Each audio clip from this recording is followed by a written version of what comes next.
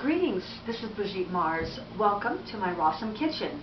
I'm going to show you that you don't have to give up any of the comforts in life to enjoy cookies and milk by doing them healthy, vegan, and even raw. So first we're going to make almond milk, and this is a non-dairy alternative. We have soaked Spanish almonds, since most American almonds are pasteurized. We soak them overnight to make them softer and also to get rid of the enzyme inhibitors, which can actually make digestion more difficult. I'm going to strain them.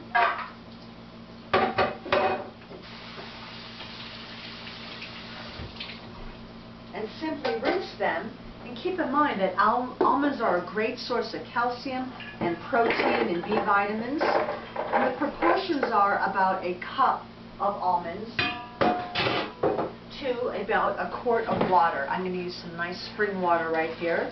And all you need to do is have a blender. So 1 cup of almonds with 1 quart of spring water. We're just going to put the lid on nice and snug here, turn the blender on. And after the almonds are blended, the secret is to strain them.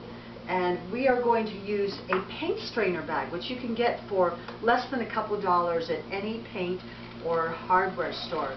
So you can see I've created this wonderful non-mucus forming milk right here. And then we just simply, with clean hands, give this a squeeze, squeezing all this calcium-rich milk out here. So voila, we have milk. But now we have all this almond pulp left over, and this is what we're going to use as the base of our simple cookies.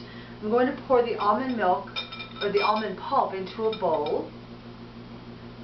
So you can see I have all of this almond pulp, which is still a good source of fiber and protein. And I'm going to add to it about 1/4 of a cup of coconut palm sugar, which is a low glycemic sweetener. And just to make it even more delicious, about a teaspoon of vanilla extract.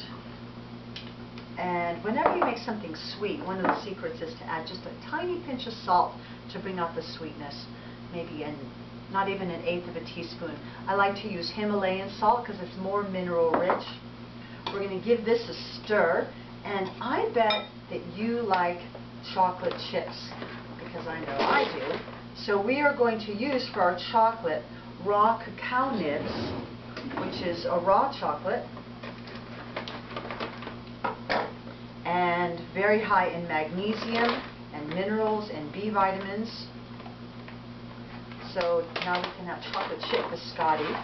So some cacao nibs, maybe a 1/4 cup of that. And just to make our biscotti adhere and stick together well so it doesn't fall apart, about 2 tablespoons of chia seeds, which are a great source of protein and omega-3s. So we're going to mix all this together. And if you haven't gotten a food dehydrator yet, they are a great way to make healthy treats. I'm adding just enough water to make it all stick together so I can form my biscotti logs. So it's very simple. I think I can get a couple biscotti logs out of here. So we're just forming some nice little long strands of biscotti. We're going to form them tightly together so they stick together. And we're going to put this in the food dehydrator. It'll probably take maybe 10-12 hours before they're totally dry.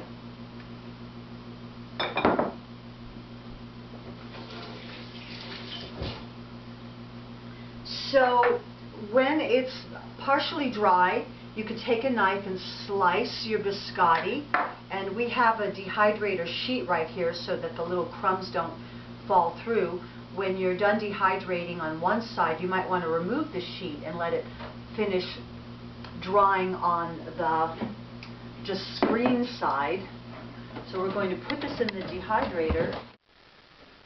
After dehydrating until it's crispy on all sides, you can cut it into pieces and enjoy it with your friends and a glass of beautiful, vegan, gluten-free, creative, healthy cookies and milk.